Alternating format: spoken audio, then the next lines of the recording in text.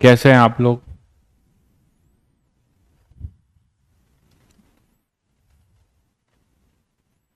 कैसा रहा आपका वीकेंड? कुछ आप लोगों ने कुछ होमवर्क निपटाया या नहीं? पूरा एक कैनेमेटिक्स खत्म हो गया तो क्वेश्चंस किए आप लोग एससी वर्मा के या पीवाई क्यूज? मलय, गणेश, मोनू, अभिषेक, रजत, सभी बच्चों को good evening. Tushar, Sukhpreet,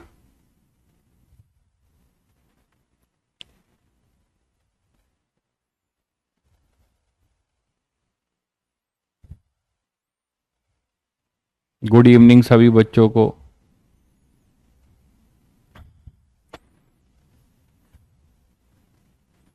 NLM start होगा बिल्कुल।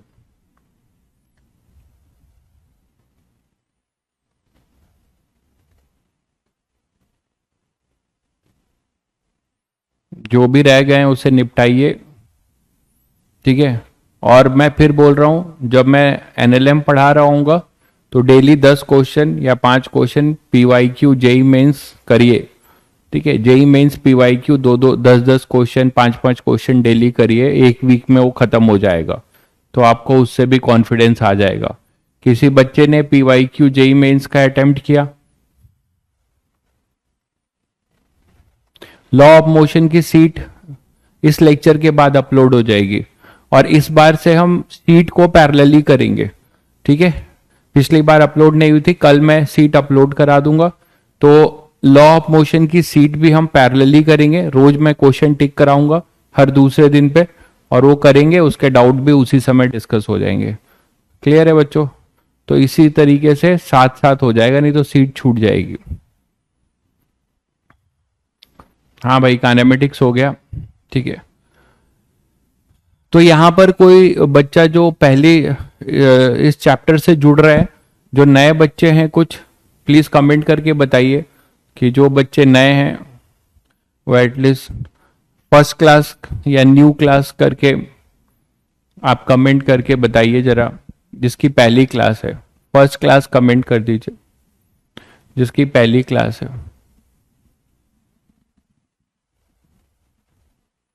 जिसकी पहली क्लास है। तो बच्चों आप लोग, अब चैप्टर ऐसे ही शुरू होगा खत्म होगा, लेकिन आपको जुड़ना पड़ेगा, मेरे साथ साथ लगना पड़ेगा, ठीक है। और मुझसे ज़्यादा लगना पड़ेगा, 5 टाइम्स लगना पड़ेगा एटलीस्ट ज़्यादा, ठीक है। टीचर तो खैर लगता ही है, टीचर कोई कसर नहीं छोड़ेगा आपको अपलिफ्टमेंट के लिए, बट आपको जो है बहुत तेजी से लगना होगा मेरे साथ, ठीक है। तो जिन बच्चों की न्यू क्लास है उनको मैं बता दूं बहुत ब्रीफ में, 5 मिनट, ठीक है। बाकी बच्चों को सब कुछ पता है कि जो बच्चे न्यू क्लास हैं, जिनकी पहली क्लास है, उनको पहले बैकलॉग में जो भी आपके बैकलॉग होंगे, मतलब कंटिन्यूटी के लिए आपको जो है सबसे पहले जो चैप्टर्स कवर करने हैं,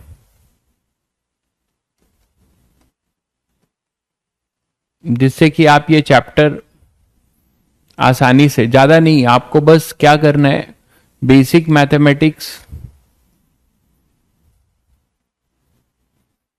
में भी वो तो बहुत पढ़ाया गया है, बेसिक मैथमेटिक्स में आप जाएंगे तो बहुत पढ़ाया गया है, ठीक है। आपको बस क्या करना है, बेसिक मैथमेटिक्स में डिफरेंशिएशन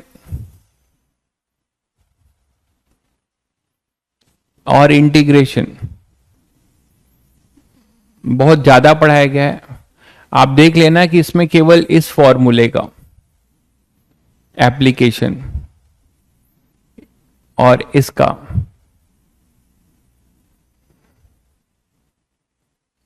ठीक है, इसमें आपका डेफिनेट मेन है, डेफिनेट, ठीक है। तो इन दो एप्लीकेशन, बाकी तो आप करते रहेगा, इसको आपको पहले करना है। बेसिक मैथमेटिक्स में ये जानना है आपको, ग्राफ आपको जानना है, लीनियर फंक्शन का और क्वाड्रेटिक का।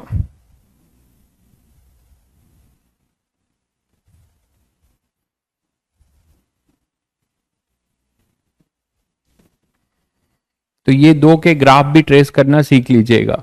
ये उन लोगों के लिए जिन बच्चों की आज पहली क्लास है, ठीक है। तो उनको बैकलॉग में जो प्रियोरिटी ऑर्डर में करना है, बाकी तो वो करते रहेंगे, ये कर लेना, ठीक है, ग्राफ, ठीक है। उसके बाद आपको जो है 3 काइनेमेटिक्स इक्वेशन, 3 काइनेमेटिक्स इक्वेशन आना चाहिए, 3 काइनेमेटिक्स इक्वेशन आना चाहिए। बस इतना अगर आप कर लेते हैं तो आप इधर कनेक्ट करने लगेंगे, ठीक है। तो ये 2 फॉर्मूलों का एप्लीकेशन, ग्राफ और ये 3 काइनेमेटिक्स इक्वेशन, ठीक है, मैक्सिमा मिनिमा।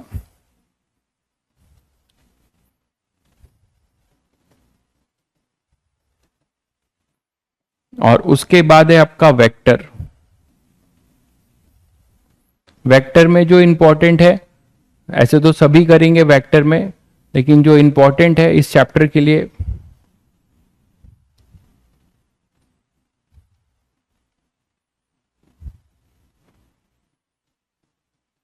वेक्टर एडिशन, और दूसरा इंपॉर्टेंट है आपका कंपोनेंट लेना, रिजल्टेंट, कंपोनेंट ऑफ वेक्टर, जो कंपोनेंट लेके रिजल्टेंट लेना सिखाया था। तो इतनी बातें आपको पता होनी चाहिए जो मैंने ब्लैक बोर्ड पे लिखी है। तो जो बच्चे आज पहली क्लास कर रहे हैं उनको ढूंढ कर जो है ये पहले पॉइंट्स आपको करने हैं, बाकी तो करने सभी हैं, ये पहले करने हैं आपको, ठीक है। इसको करने के बाद रिलेटिव का पहला लेक्चर एटलीस्ट, रिलेटिव वेलोसिटी बहुत ज्यादा पढ़ाया गया है, एटलीस्ट आपको फर्स्ट लेक्चर आना चाहिए कैसे हम लिखते हैं। तो ये मैंने आपको थोड़ा हेल्प कर दिया कि आप प्रियोरिटी ऑर्डर से कैसे बैकलॉग अपना कंप्लीट कर सकते हैं, जिससे कि ये चैप्टर कनेक्ट कर सकते हैं, ठीक है। फर्स्ट डे से, आज से ही कनेक्ट करने लगेंगे, कोई बड़ी चीज नहीं है, लेकिन इसको जो छुट्टियां मिले उसमें ये प्रियोरिटी ऑर्डर से कर लेंगे, ठीक है। तो ये आपको करने हैं। दूसरी बात, जो नए बच्चे हैं उनको मैं बता दूं, नए बच्चों के लिए, बाकी बच्चे मुझसे पढ़ रहे हैं उनको पता है पैटर्न कैसा है। कोई यहाँ पे आपको थ्योरी के लिए कोई बुक रेकमेंड नहीं की जाती है, आपकी मर्जी है, आप लेना चाहें तो ले सकते हैं। तो आपको जो थ्योरी पढ़ाया जाता है, वो जो किताब आप अपनी हाथों से लिख रहे हैं, वही आपकी बेस्ट किताब होगी फॉर थ्योरी पर्पस, ठीक है। Now for your practice purpose, class में जो इलिस्ट्रेशंस लिए जाते हैं वो मोस्टली इरोडोफ के हम और previous year JEE advanced PYQs ये मैं लेके चलता हूं, ठीक है। और आपके जिम में जो है वो एससी वर्मा है, और हाँ मैंने आपको बताया कोई भी बुक एनफ होती है, लेकिन आपको जो मैं रिकमेंड करता हूं यहाँ पे आपको जो लेना है बुक वो है एससी वर्मा फर्स्ट पार्ट। ये सभी बच्चे जानते होंगे, जो कॉन्सेप्ट ऑफ फिजिक्स, फिजिक्स के नाम से आती है, 2 पार्ट में, SC Verma by SCV, first part आपको लेना है, ठीक है। और पीवाईक्यू चैप्टर वाइज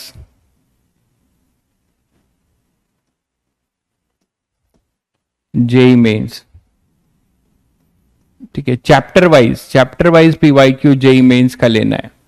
और इतना ये आप दोनों को, इसको आपको सेल्फ करना है, इसके बस ज्यादा ये आपके सेल्फ हो जाएंगे। अगर आप यहां ध्यान से पढ़ते हैं तो ये आप अपने आप कर सकते हैं, बहुत बच्चे कर रहे हैं उनको फील हो रहा होगा।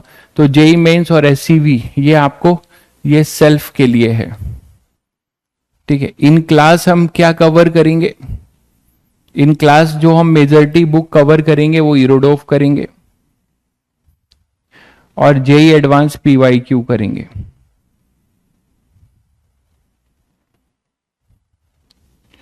और मेरे अपने इलिस्ट्रेशंस होंगे, है ना।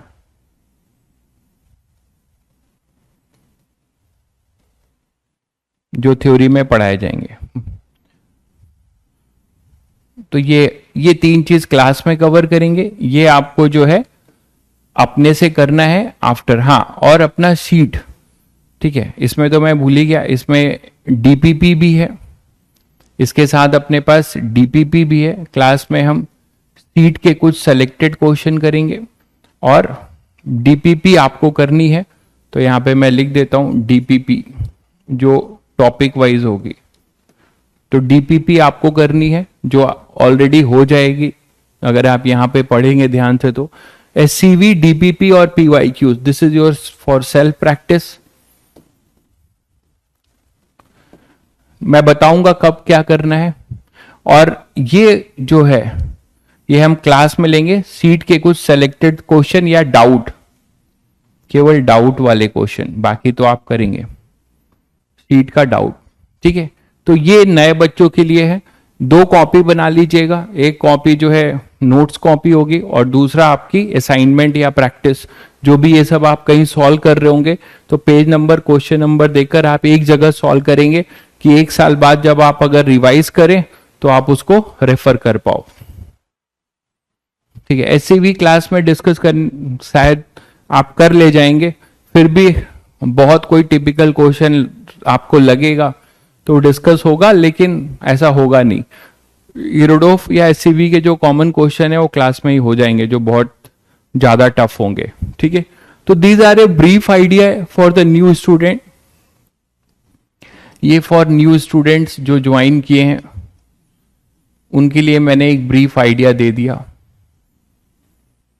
ठीक है, कि ये चीजें होंगी और ऐसे ऐसे हम चलेंगे। ठीक है, यूनिट एंड डायमेंशन चैप्टर आपका जो है लास्ट में होगा। वो होगा क्या, जब आप पूरा चैप्टर खत्म कर देंगे तो आपको अपने आप डायमेंशन लिखना शुरू कर देंगे। ठीक है, अभी मैं नहीं सजेस्ट करूंगा भाई ऋतिक ये करने के लिए, बाकी आप कर रहे हैं तो करिए, क्योंकि इसको हम लोग फाइनल राउंड में लेते हैं। जब क्लास 12th में आप जाएंगे तो जेईई एडवांस की एक्सक्लूसिव प्रैक्टिस में हम करेंगे। ठीक है, एक साथ सब करेंगे तो दिक्कत हो जाएगी। चलिए, यहां तक क्लियर है। तो ये नए बच्चों के लिए मैंने बता दिया। किसी को नए बच्चे को कोई कुछ डाउट पूछना है तो पूछ सकता है।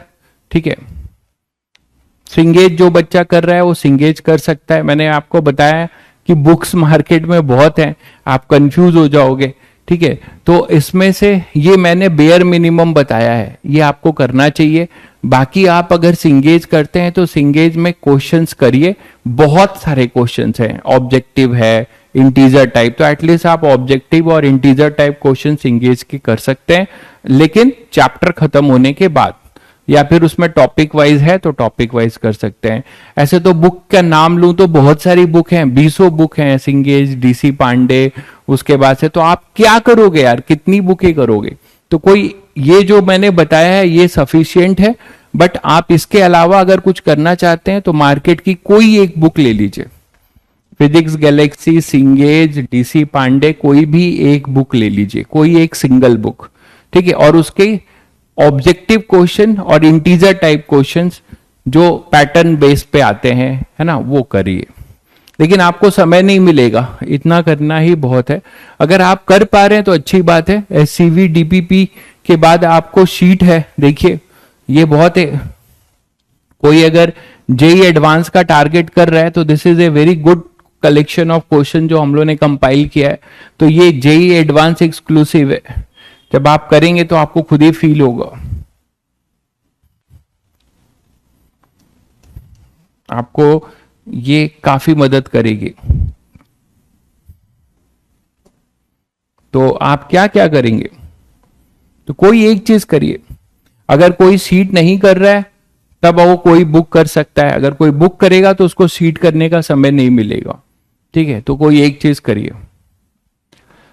एनसीईआरटी तो आप स्कूल में करते हैं, स्कूल के कॉन्सेप्ट, स्कूल के लास्ट के एनसीईआरटी के क्वेश्चंस करिए, देखिए आपसे होने लगेंगे।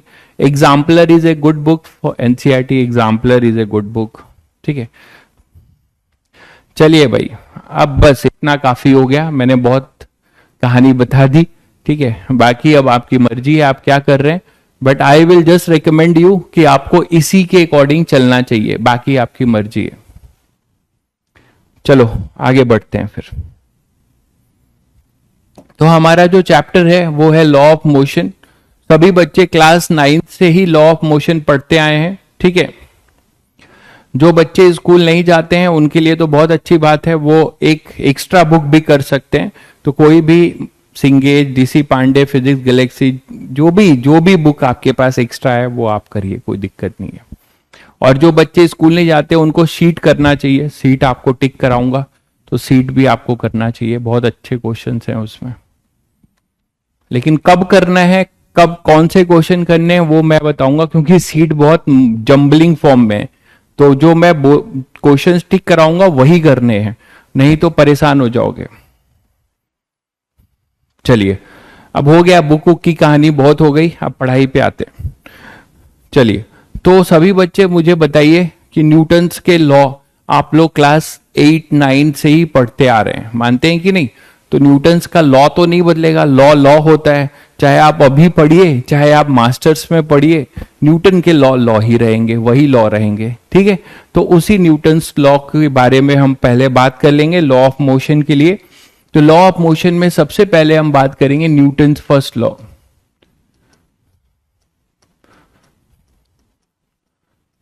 न्यूटन्स फर्स्ट लॉ, चलिए बच्चे बताइए आप लोग क्या क्या जानते हैं न्यूटन फर्स्ट लॉ के बारे में।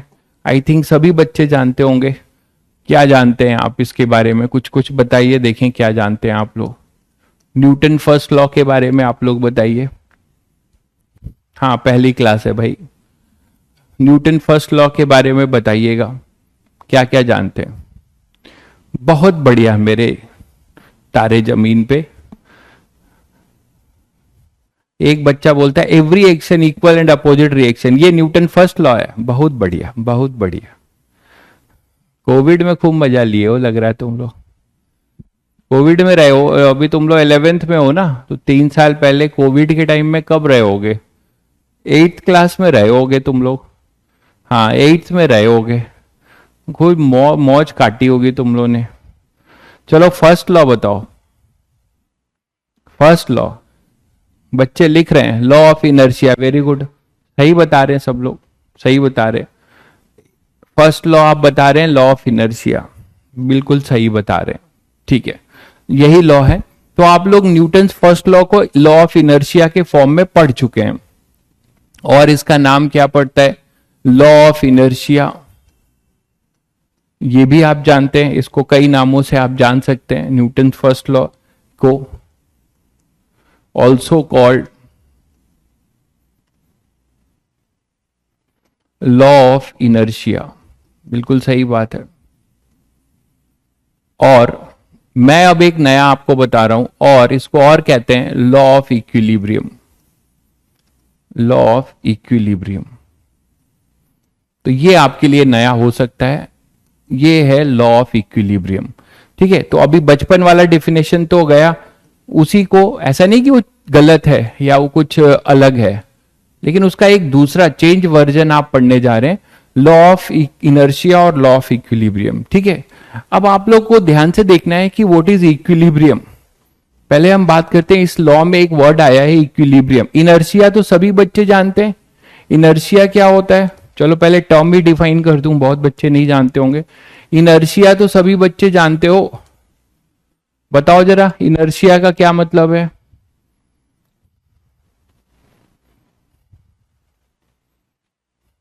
बहुत बढ़िया भाई अनुराग, फोर्स की डिफिनेशन आपने बिल्कुल सटीक दी है। Force is defined to push और pull which try to change the state of rest, पूरा कंप्लीट डिफिनेशन दिया है, बहुत बढ़िया। चलिए, जड़त्व, वाह, अरे डरा रहे हो यार, ऐसे ऐसी हिंदी तो हमें भी नहीं आती। देखिए, इनर्शिया का मतलब होता है, बिल्कुल सही कह रहे हैं, इनर्शिया का मतलब होता है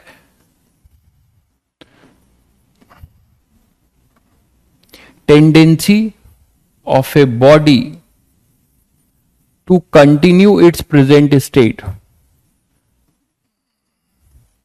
to continue its present state, यही बोलते हो, है ना? यही बोलते हो ना कि कोई बॉडी जिस स्टेट को गवर्न करती है, उस स्टेट को कंटिन्यू करने की जो उसके अंदर टेंडेंसी है, that is called your inertia. जैसे अभी बहुत बच्चे हैं, वो अभी 10th क्लास के मूड में चल रहे हैं, है ना? अभी बहुत बच्चे ऐसे होंगे कि जो 10th क्लास के मूड में, मजे मजे वाले में चल रहे हैं। उनका इनर्शिया क्या था? मौज करने का, तो वो मौज करना कंटिन्यू कर रहे हैं। कब तक? अनटिल एंड अनलेस उनको जब कोई एक्सटर्नल फोर्स ना लगे। एक्सटर्नल फोर्स आपके लेवल पे क्या होगा? आप पहला टेस्ट लिखोगे, नंबर आएंगे नेगेटिव, या नंबर आएंगे आपके 0, या नंबर आएंगे 10 नंबर 100 में। तो हो सकता है वो बच्चा अपने आप को सेल्फ एनालिसिस करे। ठीक है, तो जब सेल्फ एनालिसिस करेगा तो वो अपनी इस मक्कारी वाली इनर्शिया को क्या करेगा? स्टॉप करेगा, और अपनी स्टेट को फिर चेंज करेगा। अपने आप को अपने अंदर एक ड्राइविंग फोर्स लेके आएगा कंफर्ट जोन से बाहर होने के लिए, और वहां से अपने स्टेट को चेंज करेगा। तो स्टेट को चेंज करना आसान नहीं होता। ये ह्यूमन के लिए भी वैसे ही है, कोई भी बॉडी के लिए भी वैसे ही है। ठीक है, तो क्या होगा आपके पास कि tendency of a body to continue its present state. क्या मतलब? इसका मतलब ये हुआ कि मान लो कोई बॉडी है और वो यहां पे पड़ी हुई है, ये यहां पे ग्राउंड पे पड़ी हुई है, कुछ नहीं कर रहे हो आप, ये ग्राउंड पे ऐसे ही पड़ी हुई है। दूसरी एक बॉडी है जो इसी ग्राउंड पर कांस्टेंट वेलोसिटी से मूव कर रही है, यूनिफॉर्म मोशन है, यूनिफॉर्म वेलोसिटी, ये रेस्ट पर पड़ी हुई है। ठीक, ये बॉडी कांस्टेंट वेलोसिटी से मूव कर रही है, तो दोनों में इनर्शिया है। एक इनर्शिया ऑफ रेस्ट है और ये इनर्शिया ऑफ मोशन है। हाँ जी भाई, कितनी बार बताऊं कि नया चैप्टर ही शुरू हुआ है, कहाँ रहते हो यार तुम लोग। ठीक है, ये रेस्ट है और ये अपने पास क्या है? कांस्टेंट वेलोसिटी से मूव कर रहा है। तो this is law of inertia of motion. इसका क्या है? इसका प्रेजेंट स्टेट क्या है? रेस्ट में है। प्रेजेंट स्टेट क्या है इसका? To continue its rest position, है ना। ये रेस्ट पे रहेगी कि नहीं जब तक तुम कोई इस पे एक्सटर्नल फोर्स नहीं लगाते। To continue its rest position, मानते हो कि नहीं? To continue its rest position, तो जब तक आप इस पे कोई फोर्स नहीं लगाते तब तक ये पड़ा का पड़ा ही रहेगा ब्लॉक। ये कांस्टेंट वेलोसिटी से मोशन कर रहा है, तो इसका मतलब क्या है? To continue its uniform velocity motion, ये इनर्शिया है इसका।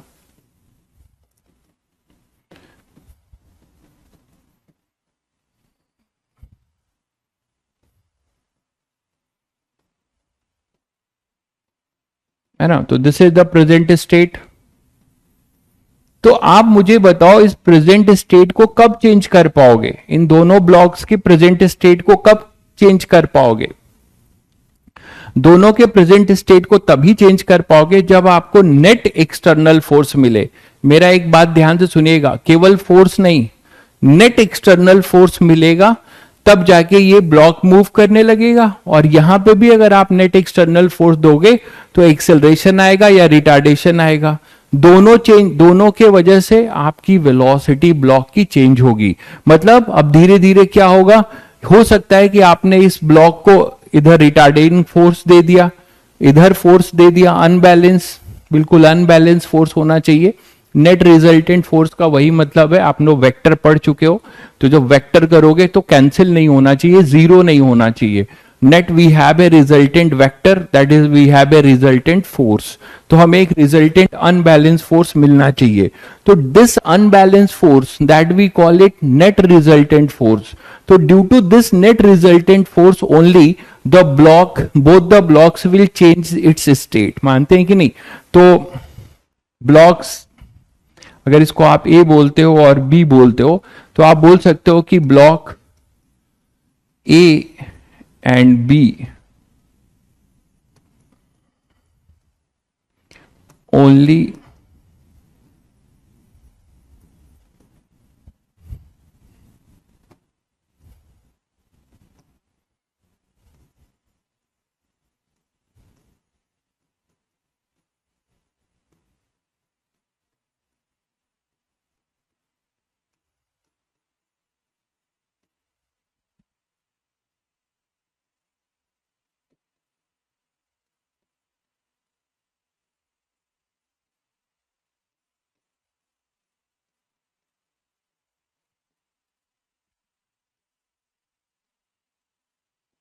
तो ये दोनों अपने स्टेट को तभी चेंज कर पाएंगे जब इनमें जो है अपना क्या रहेगा, नेट रिजल्टेंट क्या रहे, फोर्स हो। ठीक है, तो block A and block B changes their present state if there is net resultant force.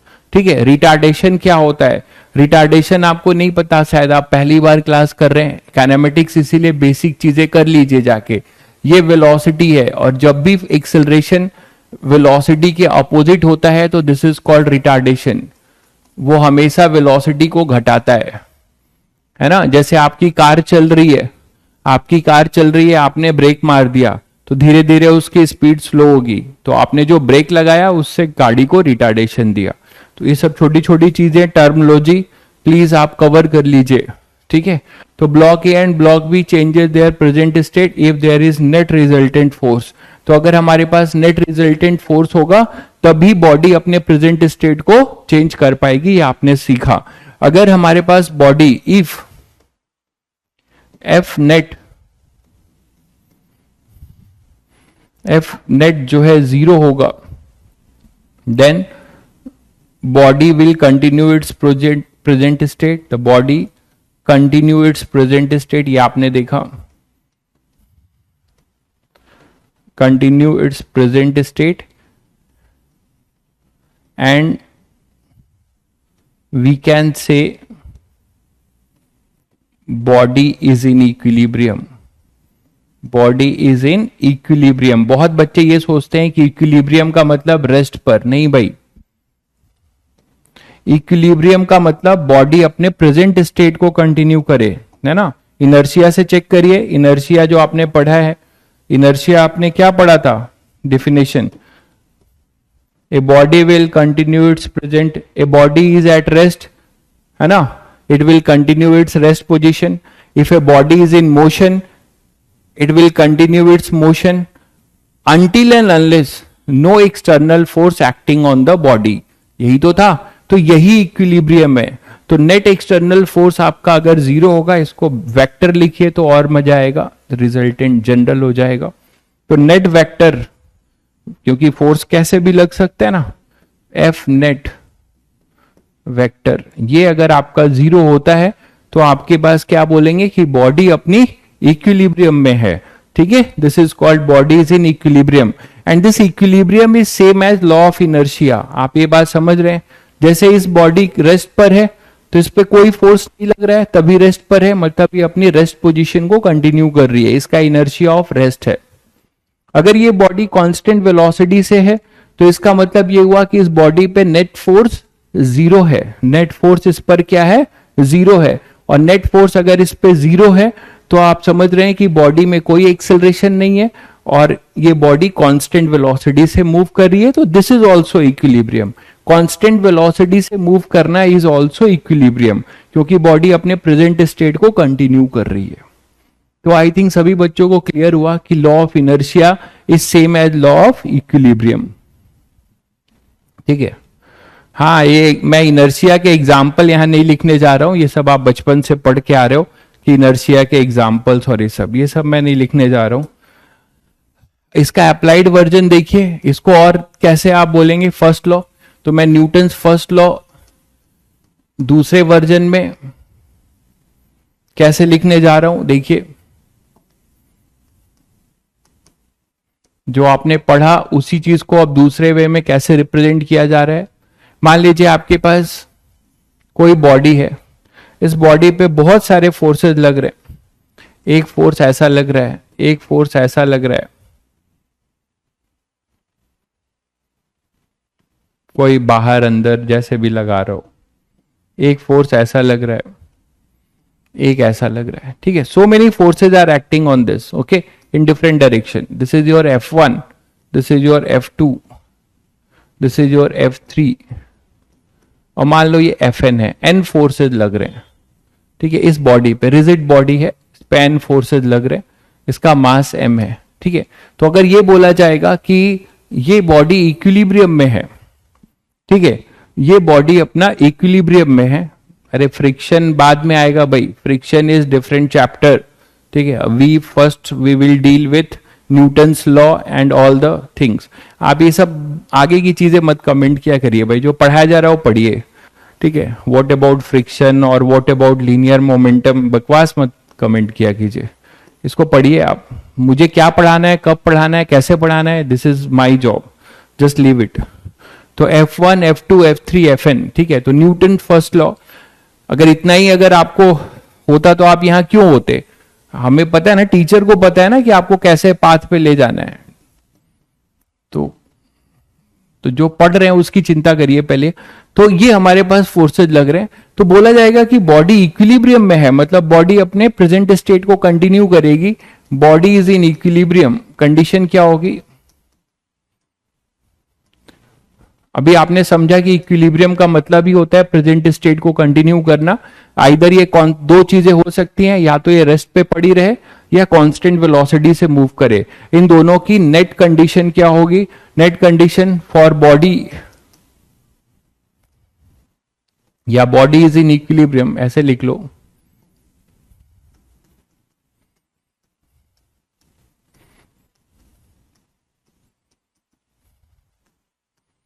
For body to be in equilibrium, है ना? क्या बोलेंगे? सारे फोर्सेस, सभी बच्चे वेक्टर पढ़ चुके हैं, तो वेक्टर, नेट वेक्टर का जो सम होता है that is resultant of all the forces. यहां पे वेक्टर के नाम पे ये सारे फोर्सेस हैं, तो आप बोलेंगे एफ नेट, जो कि क्या आएगा? F1 vector. जैसे आप वेक्टर सम करते थे रिजल्टेंट फाइंड करने के लिए, वही चीज कर रहे हो, है ना?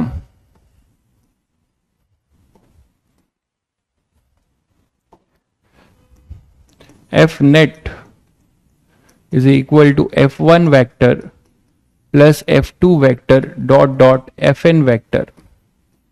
ये अपना रिजल्टेंट होगा नेट वेक्टर। अगर ये अपना क्या हो जाए, इफ F नेट इन सब का जो है वो जीरो होता है, एक नल वेक्टर होता है, जो आप जानते हो नल वेक्टर मतलब जीरो को नल वेक्टर कहते हैं ना। तो ये अगर जीरो हो जाए तो आप बोल सकते हैं कि body is in equilibrium, body is in equilibrium. तो that is the basic condition किसी बॉडी को इक्विलिब्रियम में करना, मतलब न्यूटन फर्स्ट लॉ अप्लाई करना। तो यहां पे इसको समेशन के फॉर्म में भी लिख सकते हैं, जो बच्चे समेशन पढ़े हैं ऐसे लिख सकते हो, I is equal to 1 to n equal to 0। तो this is also your same thing, है ना? समेशन शॉर्ट फॉर्म में लिख दिया, तो that is your Newton first law. और ये ध्यान रहे कि ये Fi अपना क्या है? एक्सटर्नल फोर्स है। तो ये है अपना न्यूटन फर्स्ट लॉ, इसको इस फॉर्म में आप पढ़ेंगे आप, न्यूटन फर्स्ट लॉ। तो जब भी हमें न्यूटन फर्स्ट लॉ लगाना होगा जिस डायरेक्शन में, उस डायरेक्शन का नेट फोर्स का सम जो है क्या होगा? जीरो होगा।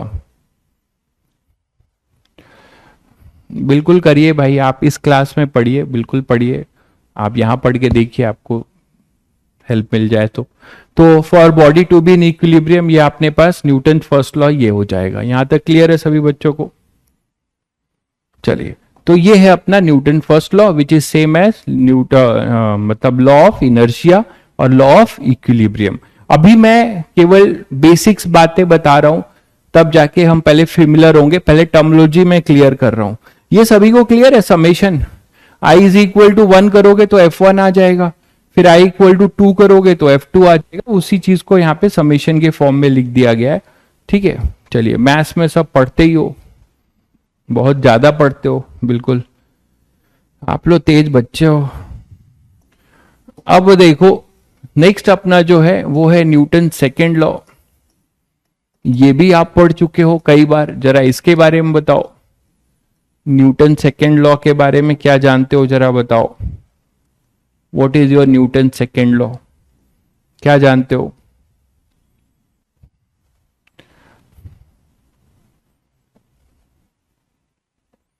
जीरो ना हो तो उसी के लिए तो हम आगे बढ़ रहे हैं।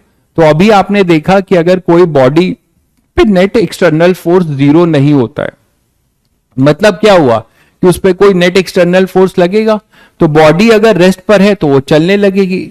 अगर बॉडी पहले से चल रही है कांस्टेंट वेलोसिटी से, तो उसकी वेलोसिटी चेंज होने लगेगी। तो that can be govern by Newton second law, ठीक है। बहुत बच्चे बहुत कुछ बता रहे हैं, G M into M square. वाह भाई रजत, रजत तारे जमीन पे मेरे, न्यूटन सेकेंड लॉ पूछ रहा हूं मैं, लॉ ऑफ ग्रेविटेशन नहीं पूछ रहा हूं। बहुत बच्चों ने सही बताया है। Rate of change of linear momentum सही है, ठीक है। तो न्यूटन सेकेंड लॉ बेसिकली क्या है, नेट फोर्स, देखिए मैं इसका स्टेटमेंट लिख रहा हूं।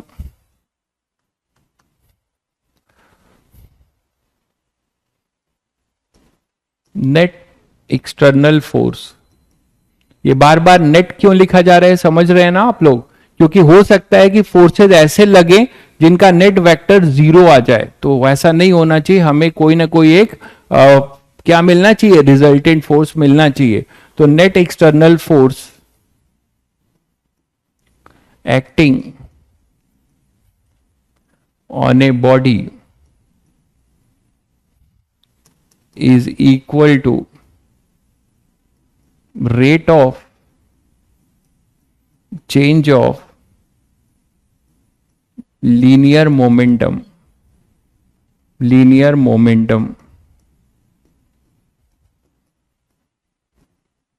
of the body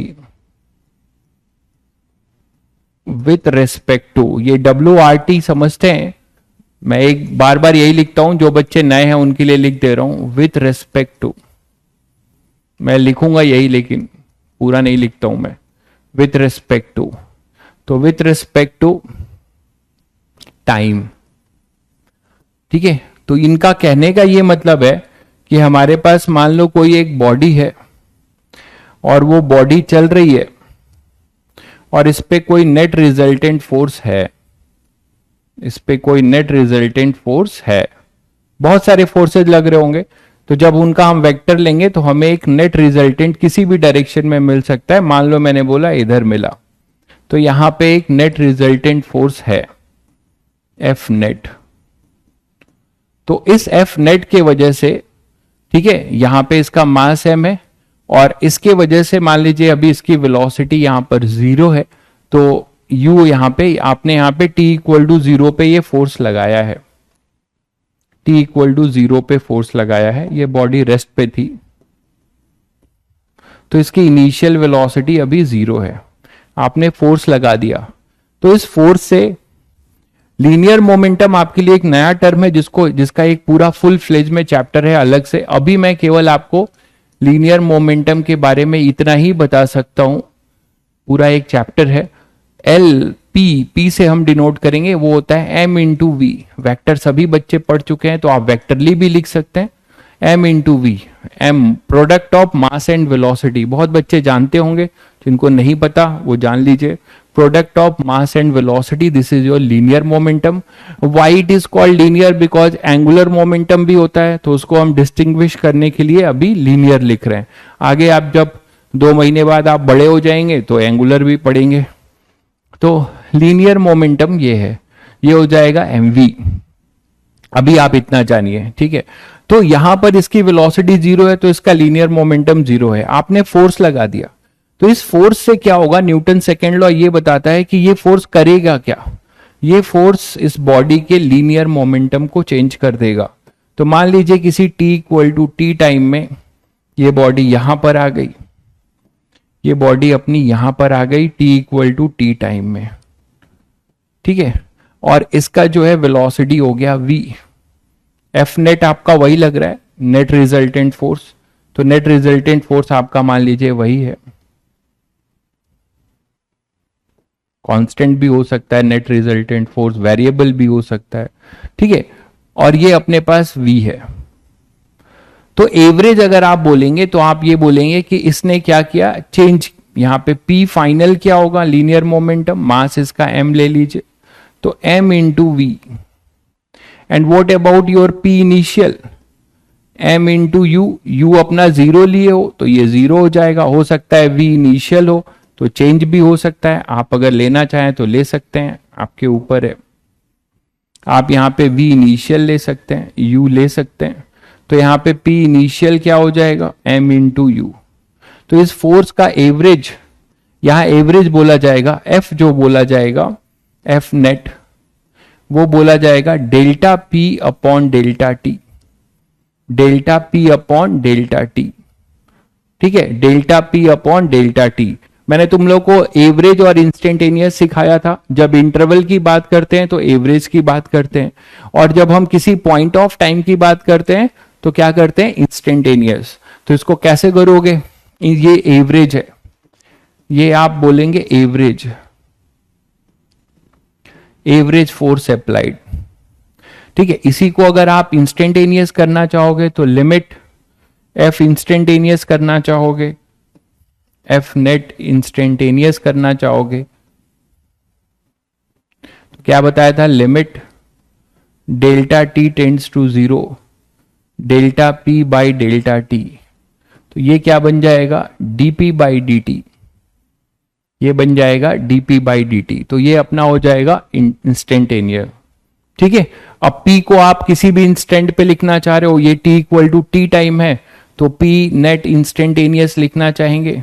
ये बार बार नेट लिख रहा हूं, हमेशा नहीं लिखूंगा, पहली बार है तो बता रहा हूं कि आपके दिमाग में आए कि नेट रिजल्टेंट फोर्स होता है वो। तो that is your D by D T of P को क्या लिख सकते हो, वेक्टर फॉर्म में M इंटू वी किसी T टाइम में, तो क्या लिख दोगे, M into V vector. M constant है अगर तो बाहर लीजिए, M कांस्टेंट नहीं है तो प्रोडक्ट रूल लगाइए, दोनों है, दोनों पढ़ेंगे आप। तो इसमें प्रोडक्ट रूल लगाइए, first function into differentiation of second function plus second function into differentiation of first function. ऐसे लिख सकते हैं, ऐसे लिख सकते हैं, this is the net Newton second law. लेकिन अगर इसमें हम जो पढ़ेंगे अभी, ऐसा होता है, सुनो, ऐसा होता है जो न्यूटोनियन मैकेनिक्स है उसमें अभी हम जो पढ़ रहे हैं, अभी वेरिएबल मास सिस्टम अलग से डील करेंगे लीनियर मोमेंटम कंजर्वेशन में। तो अभी इस चैप्टर में ये जीरो होगा फॉर दिस पर्टिकुलर चैप्टर।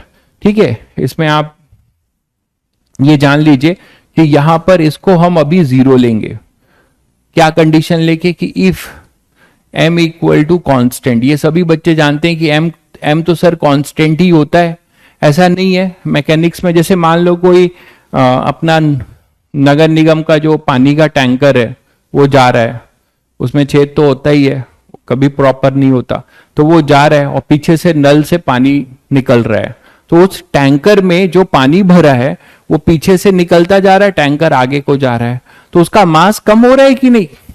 तो that is the scene we can say dm by D t changing. आपका dm by D t time के साथ चेंज हो रहा है। तो ऐसे भी क्वेश्चंस तुम्हें मिलेंगे, उसको हम अलग से डील करेंगे वेरिएबल मास में। जैसे आपका रॉकेट प्रोपोर्शन थ्योरी है, रॉकेट जो है आपका लॉन्च होता है तो सो मेनी एग्जॉस्टिव, ठीक है, सो मेनी गैसेस वहां से एग्जिट करती हैं, लार्ज इंपल्स देती हैं। तो जो गैसेस एग्जिट कर रही होंगी तो वहां से उसको एक थ्रस्ट मिलता है और रॉकेट ऊपर जाता है, मानते हो कि नहीं। तो ये dm by D T is the variable mass, ठीक है, वेरिएबल मास सिस्टम है, तो इसको हम बाद में डील करेंगे। अभी इस चैप्टर के लिए हमारा एम कांस्टेंट रहेगा, तो फिलहाल हमारा फॉर्मूला रिड्यूस हो जाता है एफ नेट, ठीक है, इंस्टेंटेनियस ही ऑब्वियसली क्या हो जाता है, M DV by D T, है ना, क्योंकि ये जीरो हो जाएगा। तो अब हमारे पास सभी बच्चे जानते हैं कि dv by D T is what, dv by D T rate of change of velocity with respect to time, this is your acceleration. तो ये आपका जाना पहचाना पुराना फॉर्मूला जो आप बचपन से पढ़ रहे हो, कहीं ना कहीं पढ़ चुके होगे, F equal to M A. तो ये F equal to M A is also Newton second law, but we can say it is a derive result of Newton second law, मानते हो कि नहीं। तो ये न्यूटन सेकेंड लॉ का एक तरीके से डिराइव रिजल्ट है, ये भी न्यूटन सेकेंड लॉ है, इसमें कोई दिक्कत नहीं है। तो न्यूटन सेकेंड लॉ ये भी आप बोल सकते हैं, बट डिराइव रिजल्ट है Newton second law. Actual Newton second law अपना क्या है, rate of change of linear momentum. मतलब इसको मैं यहां लिख दूं अगर, तो F is equal to DP by D T, short में ये चीज है, ये है अपना न्यूटन सेकेंड लॉ। ये F अपना एक्सटर्नल फोर्स है, नेट एक्सटर्नल फोर्स, ठीक है। अरे फिजिक्स ही तो पढ़ रहे हो मेरे भाई, अभी क्या पढ़ रहे हो। तुम कहाँ से आ गए यहाँ पर भाई उत्पात मचाने के लिए? ऋषि बाबू जाओ अपनी बैच में आना, अभी क्यों आ रहे हो? ठीक है, तो एफ यहाँ पे एक्सटर्नल क्या हो जाएगा? M A. तो एफ एक्सटर्नल नेट जो है एम ए होगा, और वो rate of change of linear momentum भी होता है। ठीक है, जब हम इंटरवल की बात करेंगे तो चेंज की बात करेंगे, किसी पॉइंट ऑफ टाइम की बात करेंगे तो इंस्टेंटेनियस बात करेंगे। शायद सभी बच्चों को क्लियर है। ठीक है, एवरेज देखिए, एवरेज हम इसलिए करते हैं जब हम किसी बड़े इंटरवल में, मान लो आपको मैंने फोर्स दिया, ठीक है, तो उस फोर्स से जो है आपने वेलोसिटी को क्या किया, 0 से 2 मीटर तक चेंज किया, तो कुछ समय लगा होगा, तो उस समय में क्या फोर्स लगा होगा, that we call it average. ठीक है, और किसी मोमेंट ऑफ टाइम के लिए, इंस्टेंटेनियस है, पॉइंट ऑफ टाइम के लिए, तो आप डीवी ये यूज करेंगे, डीपी बाई डी। ये सब बच्चों को पता है, काइनेमेटिक्स पढ़ चुके हैं। जो बच्चे नए हैं उनको थोड़ी बहुत प्रॉब्लम आ सकती है, धीरे धीरे वो मैनेज होता जाएगा। क्लियर है? तो जब भी हम किसी इंटरवल ऑफ टाइम की बात करते हैं तो हम एवरेज की बात करते हैं, किसी पॉइंट ऑफ टाइम की बात करते हैं तो इंस्टेंटेनियस की बात करते हैं। लिमिट क्या है? अब सब कुछ एक साथ मत जानो। जब बेसिक मैथमेटिक्स आप पढ़ेंगे तो आप जाएंगे और देखेंगे कि आपको एप्लीकेशन ऑफ डेरिवेटिव, है ना, डिफरेंशिएशन का ज्योमेट्रिकल मीनिंग समझाया गया है। तो थोड़ा होमवर्क करके आइए भाई। ठीक है, अक्षत जो भी नाम है आपका, अक्षत ही शायद है, हाँ। तो आप लोग जो नए, अगर आप नए बच्चे हैं, क्या नए हैं, तो आप लिमिट जो पूछ रहे हैं आपको बेसिक मैथमेटिक्स में मिलेगा, वहां आप पढ़िएगा। अभी देखिए, जरूरी नहीं है कि जो पार्ट आपको नहीं समझ में आ रहा है तो उसको आप अभी समझें। जब आप वहां पढ़ेंगे तो कनेक्ट करने लगेंगे, कोई दिक्कत नहीं है, वो सब बहुत छोटी चीज है।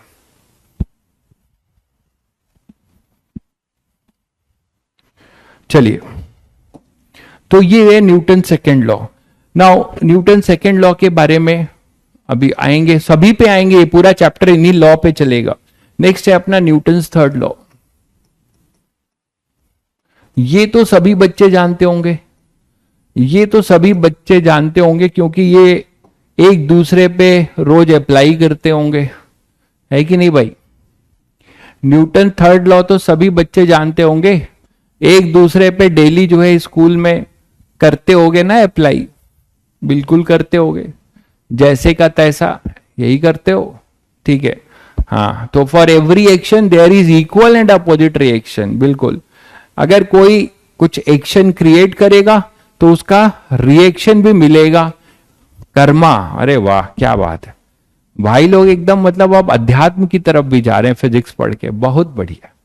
ये कर्मा ही है, वाह, बिल्कुल सही कह रहे हैं कि जो जैसी करनी वैसी भरनी, जैसी करनी वैसी भरनी, वही वाली बात है। इसी को आप न्यूटन ने जो है एज ए लॉ दिया है, न्यूटन थर्ड लॉ की तरीके से, for every action there is equal and opposite reaction. तो this I am not just changing the version, यही लिख रहा हूं। ठीक है, यही लॉ है तो यही लिख रहा हूं। For every action, for every action there is equal and opposite reaction, opposite reaction। इसका आप फोर्स से कैसे समझ सकते हैं? इसका यह मतलब है कि कोई बॉडी है, अच्छा, कोई बॉडी है और एक दूसरी बॉडी है, ये बॉडी बी है, एक बॉडी ए है। तो बॉडी बी ने ए पे एक फोर्स लगाया, that we call it F on A on due to B, and this we call it F on B due to A। तो यहां पर अगर ऐसा कुछ होता है, ध्यान से देखो कि F on A due to B, और ये है अपना F on B due to A।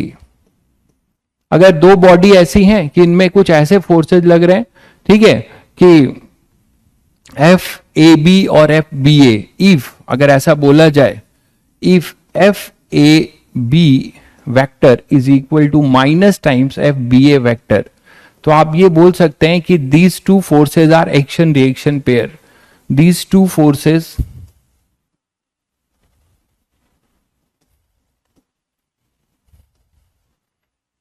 are action reaction pair, action and reaction बहुत बच्चे यही धीरे धीरे समझेंगे कि बहुत सारे एग्जाम्पल अभी आएंगे कौन से फोर्सेस एक्शन रिएक्शन की तरीके से हैं। These two forces are action reaction pair.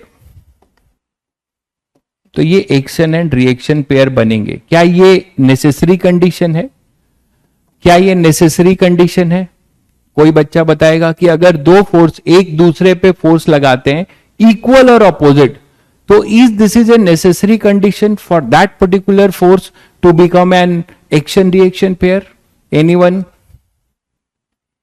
कोई कुछ इस पे कमेंट करेगा कि अगर दो फोर्सेस लग रहे हैं बॉडी के बीच में आपस में, एक ने उस पे कुछ लगाया दूसरे ने उस पे कुछ लगाया, तो दोनों इक्वल और अपोजिट हैं, तो is this is a necessary condition for these two forces to become an action reaction? No. So many some students are writing yes, some are writing no, because सभी लोग चालाक हैं, सभी लोग जानते हैं कि सर दो ही आंसर आपने पूछा है, मल्टी करेक्ट, यहां चार ऑप्शन तो है ही नहीं, एक यस हो सकता है या नो हो सकता है। तो सभी बच्चे यस या नो खेल रहे हैं, ठीक है। कुछ और बताइए भाई कुमकुम, आप कुछ कुछ बता रहे हैं। It should be in line, तो बेटा अगर इट शुड बी लाइन है तभी तो एक्शन रिएक्शन है, उनके कंपोनेंट्स नहीं होंगे, वो तो आपने सही बोला। और क्या है? सबसे बड़ी बात यह है, अभी आपको मैं एग्जाम्पल भी बताऊंगा जब आगे बढ़ूंगा। सबसे बड़ी बात है कि कोई भी दो फोर्सेस इंटरनल तभी माने जाएंगे जब वो इक्वल एंड अपोजिट तो होंगे, बट उनका लाइन ऑफ एक्शन इक्वल और अपोजिट होगा, और साथ में उनका नेचर भी सेम होगा, वो सेम नेचर के फोर्स होने चाहिए। These two forces are action and reaction pair if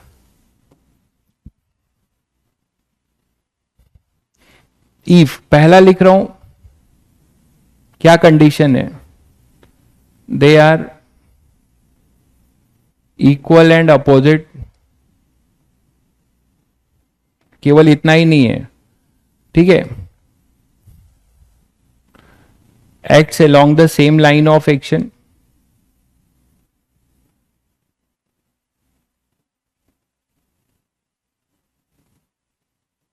line of action तो समझते हैं, अभी आपने शॉर्टेस्ट डिस्टेंस में ही पढ़ा, जिस डायरेक्शन में फोर्सेस डायरेक्टेड है they are called line of action.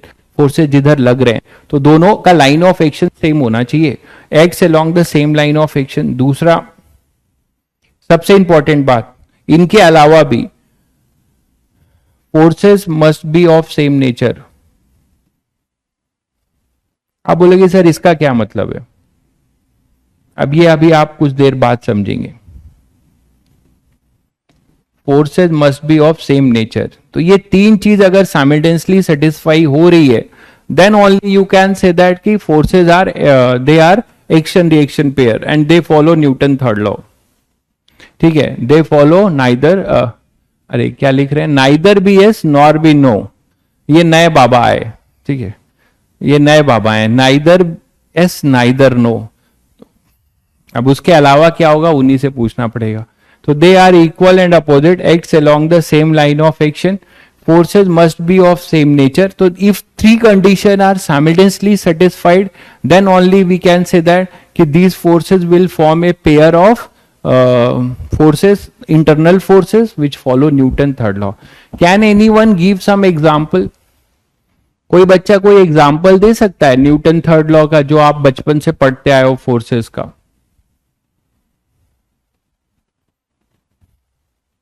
सबसे बड़ा फोर्स आप पढ़ रहे हो that is law of gravitation में सभी बच्चों ने पढ़ा होगा। ये एक्शन रिएक्शन पेयर के फॉर्म में लॉ ऑफ ग्रेविटेशन में याद करो, ये पढ़ा तुम लोगों ने। एक मास है m1, एक मास है m2, ये तो पढ़ा होगा, 9th क्लास की चीज है। एक है m1 और दूसरा है m2, ये दूसरे पे अट्रैक्टिव फोर्स लगा रहे हैं, that we call it law of gravitation. याद करो, है ना, ऐसे लगाते हैं ये फोर्सेस। तो यहां आप बोलते हो F, ये m1 है, ये m2 है। तो एक एग्जाम्पल दे रहा हूं जो आप फेमिलर हो, बाकी एग्जाम्पल आगे मिलेंगे आपको, है ना। ग्रेविटेशनल फोर्स, और भी बहुत सारे हैं, अभी धीरे धीरे बताऊंगा। अभी आप ये जानते हो इसीलिए इसको पहले बता रहा हूं। ग्रेविटेशनल फोर्स है ना, तो gravitational force is Newton third law को फॉलो करेगा ये फोर्स। कैसे? F on m due to m2, इसको आप पढ़ेंगे F on m1 due to m2, ये क्या पढ़ेंगे? F on m2 due to m1। तो सभी बच्चे तो ये जानते होंगे according to law of gravitation.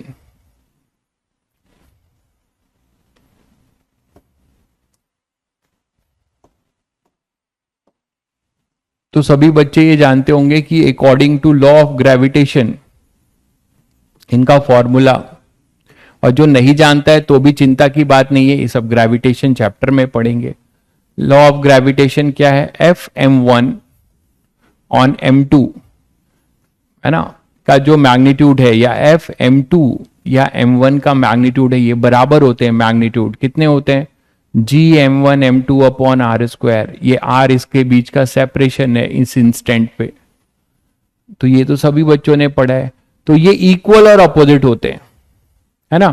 जैसे हमें अर्थ, किसी स्टोन को आप ऊपर फेंकते हो तो जिस फोर्स से स्टोन अर्थ को पुल करती है उसी फोर्स से स्टोन भी अर्थ को पुल करता है। तो these are equal and opposite forces, ठीक है। तो ये भी हैं, बहुत सारे एग्जाम्पल है, मैंने कहा बच्चे बहुत सारे एग्जाम्पल दे रहे हैं और सही सही दे रहे हैं, ठीक है। अभी आपको धीरे धीरे सबके बारे में पता चलेगा। तो मेरा आपसे ये कहना है कि फोर्सेस जो है सेम नेचर के भी होने चाहिए, वो जरूरी है। तो ये आप बोल सकते हो ये भी ग्रेविटेशनल, नेचर का मतलब आप थोड़ा यहां से समझिए, ये भी ग्रेविटेशनल है, ये भी ग्रेविटेशनल है, ठीक है। दोनों ग्रेविटेशनल फोर्स हैं और इक्वल और अपोजिट हैं, और इनका लाइन ऑफ एक्शन भी सेम है। तो these forces we call it what? Internal forces. तो ये फोर्सेस अपने क्या कहलाएंगे? इंटरनल। और ये न्यूटन्स थर्ड लॉ को फॉलो करेंगे, है ना। Follow Newton third law. आप देख रहे हो इक्वल है और वेक्टर वाइज अपोजिट भी है, तो फॉलो न्यूटन्स थर्ड लॉ। तो ये न्यूटन्स थर्ड लॉ को फॉलो करेंगे। तो ऐसे आपको बहुत सारे फोर्सेस मिलेंगे जो न्यूटन्स थर्ड लॉ को फॉलो करेंगे, ठीक है। तो जो फोर्सेस न्यूटन थर्ड लॉ को फॉलो करेंगे, ठीक है, ये फोर्सेस हमारे क्या होते हैं? अगर आप इनको सिस्टम बाउंड्री में लोगे, ध्यान से सुनिएगा, ध्यान से सुनिए, इंपॉर्टेंट बात है। अगर जो फोर्सेस न्यूटन्स थर्ड लॉ को फॉलो करते हैं तो वो ऑलवेज ऑकर इन पेयर होंगे। बात समझते हैं? तो ये बात भी आप लिख सकते हैं एक पॉइंट की नोट करके, forces which follow Newton third law always occur in pair, which follow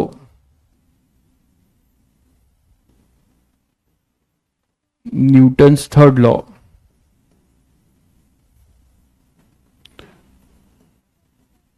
always occur in pair।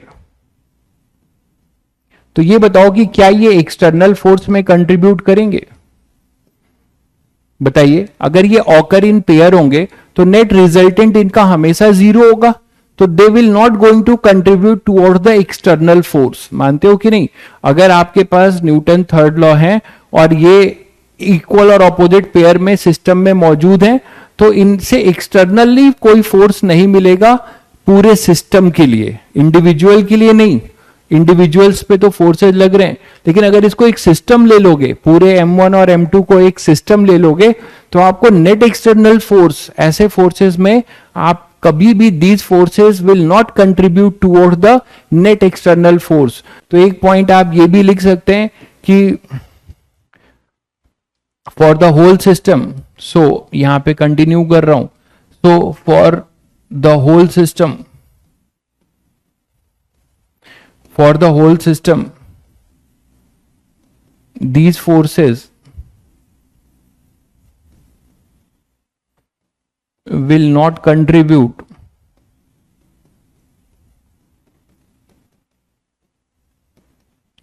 towards the net external force।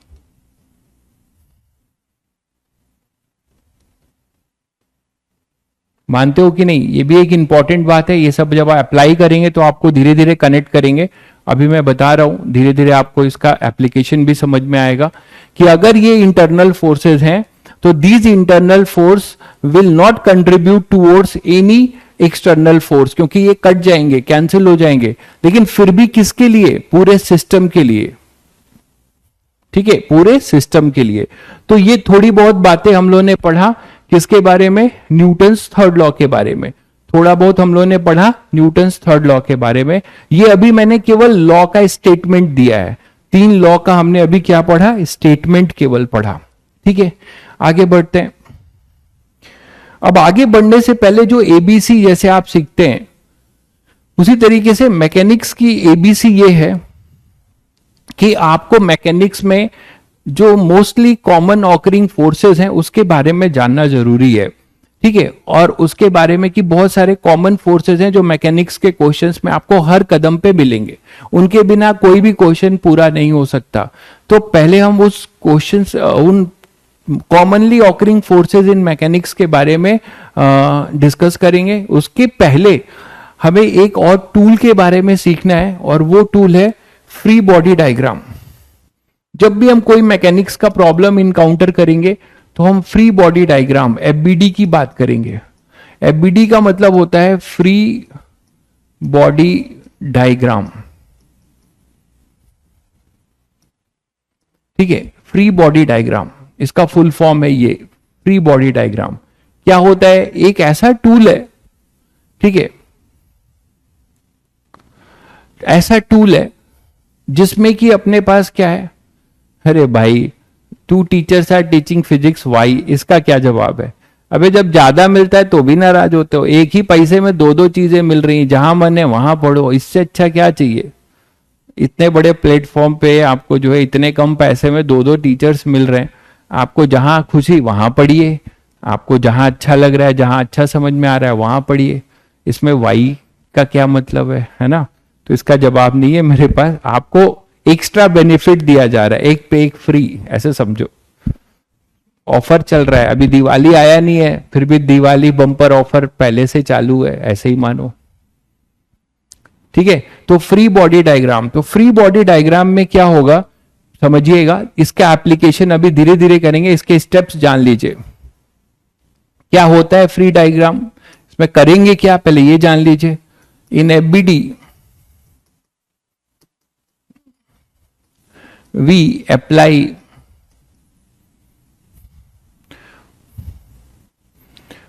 we draw all the forces, apply क्या, draw लिखो, we draw all the forces acting on the body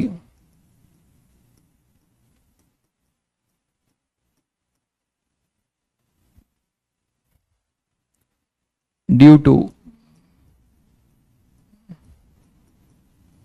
another body or due to surrounding। तो FBD में हम क्या करेंगे? FBD एक ऐसा tool है जिसमें मुझे जिस बॉडी की एफबीडी बनानी होगी, ठीक है, ठीक है, तो जिस बॉडी से जो है, जिस बॉडी की हमें एफबीडी बनानी होगी, उस बॉडी को अलग करो और उन बॉडी पे जो है क्या लगाओ? फोर्सेस लगाओ।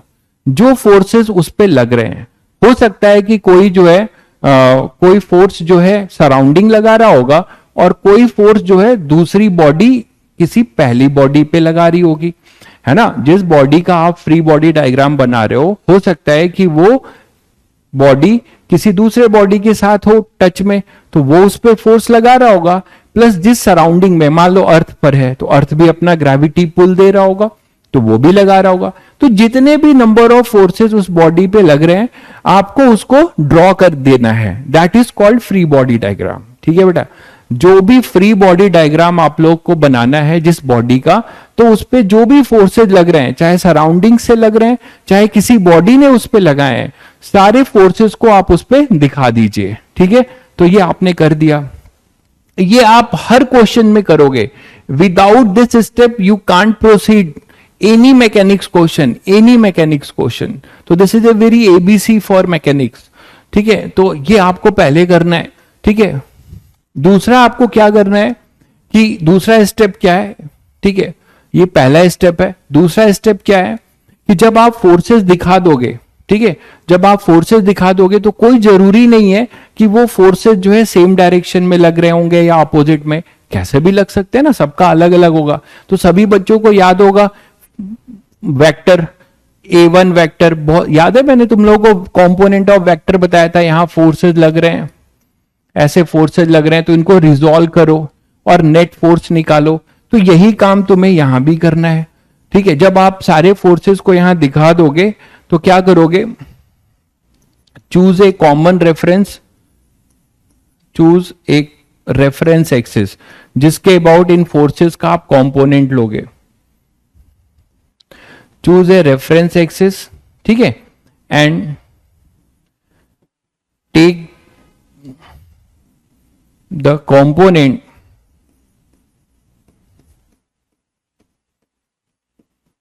of all the forces, ठीक है, along the direction of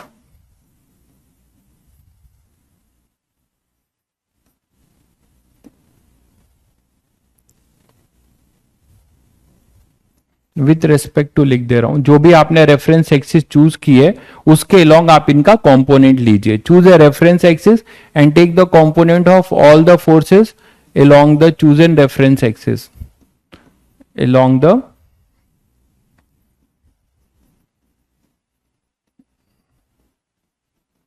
chosen reference axis। तो आपने दूसरा स्टेप क्या सीखा कि जिस बॉडी पे आपने फोर्सेस दिखाए उन फोर्सेस को तो दिखा दिया तुमने, अभी आएंगे इस पे बहुत सारे नंबर ऑफ एग्जांपल्स चलेंगे, अभी स्टेप्स जान लो पहले।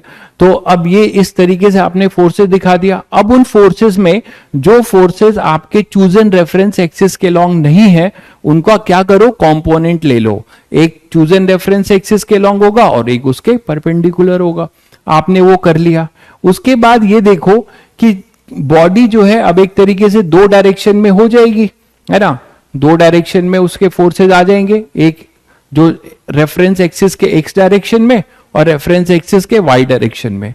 फिर आप ये देखो कि बॉडी हमारी किस एक्सिस के अबाउट कैसा लॉ को गवर्न करती है। अगर बॉडी हमारी उस डायरेक्शन में इक्विलिब्रियम में है तो वहां पे क्या लगाओगे, न्यूटन फर्स्ट लॉ। अभी आपने सीखा कि अगर हमारी बॉडी इक्विलिब्रियम में रहेगी तो हम न्यूटन फर्स्ट लॉ लगाएंगे। न्यूटन फर्स्ट लॉ क्या कहता है, net external force should be zero, net external force should be zero. ठीक उसी तरीके से आप क्या करो, अगर एक्सेलरेटेड मोशन है F इक्वल टू ma, तो बॉडी में अनबैलेंस फोर्स है तो न्यूटन सेकेंड लॉ लग जाएगा। तो ये आप जब रिजॉल्व कर लोगे तो आपको खुद ही दिख जाएगा, है ना, खुद ही दिख जाएगा। जिस डायरेक्शन में नेट फोर्स जीरो आ रहा होगा वहां पे न्यूटन फर्स्ट लॉ लगेगा, या बॉडी जहां पे आपको रेस्ट पे दिख रही होगी वहां न्यूटन फर्स्ट लॉ लगाइएगा। और जिस डायरेक्शन में बॉडी एक्सेलरेटेड हो रही होगी उस डायरेक्शन में हम क्या लगाएंगे, न्यूटन सेकेंड लॉ। तो हमारा नेक्स्ट स्टेप होगा apply Newton first law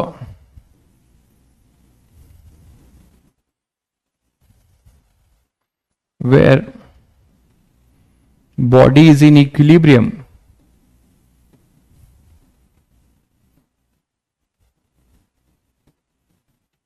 and apply Newton's second law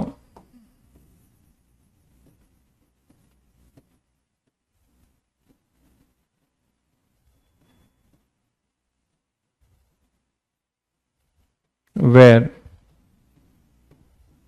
body is in accelerated motion. So this is a very basic idea about free body diagram. So these three steps you have to frequently do in each and every question while you are proceeding a mechanics problem. तो किसी भी mechanics problem को जब आप proceed कर रहे होगे तो each and every steps you have to do every time. ठीक है, आपको जिस बॉडी की फ्री बॉडी डायग्राम बनाना है उसको आप निकालो, उसके नेट फोर्सेस दिखा दो, फिर आप एक रेफरेंस एक्सिस चूज कर लो। ठीक है, रेफरेंस एक्सिस चूज करने के बाद न्यूटन फर्स्ट लॉ लगाकर कौन सा फॉर्मूला लगाना है बेटा, न्यूटन फर्स्ट लॉ लगाने का मतलब नेट फोर्स जीरो, अभी अभी तो बताया। न्यूटन फर्स्ट लॉ इक्विलिब्रियम का लॉ है, ये है एफ नेट जीरो, ये समेशन में भी तो बताया था। मतलब आप नेट फोर्स वहां जीरो कर दोगे उस डायरेक्शन में। परेशान मत हो, अभी धीरे धीरे इस पे इलिस्ट्रेशन से आपको और क्लियर होगा। तो नेट फोर्स जीरो करना है और कुछ नहीं करना है, that is Newton first law. और जहां पे एक्सेलरेटेड मोशन है वहां पे net force in accelerated direction equal to mass into acceleration. Clear है? हाँ भाई, होमवर्क आज कैसे देंगे? होमवर्क कुछ पढ़ाने के बाद दिया जाएगा ना, 2-4 लेक्चर होने के बाद होमवर्क शीट से देंगे, टेंशन मत लो। तो ये एक फ्री बॉडी डायग्राम का मैंने आपको आइडिया दिया।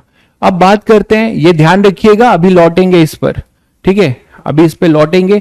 इसके पहले आपको हर क्वेश्चन में कुछ कॉमनली ऑकरिंग फोर्स मिलेंगे, उससे आपको परिचय कराना जरूरी है, नहीं तो आपकी जान पहचान नहीं होगी उन फोर्सेस से, तो आपको थोड़ा सा बहुत अजीब लगेगा। उन फोर्सेस से आपकी जान पहचान करा दे।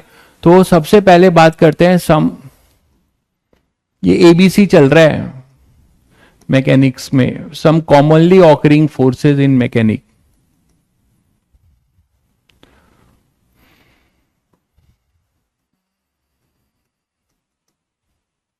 तो मैं यहां कोई फोर्सेस का क्लासिफिकेशन नहीं कर रहा हूं, मैं यहां पे फोर्सेस का कोई क्लासिफिकेशन नहीं कर रहा हूं। एक बच्चा लिखना शुरू भी कर दिया, मुझे पता था।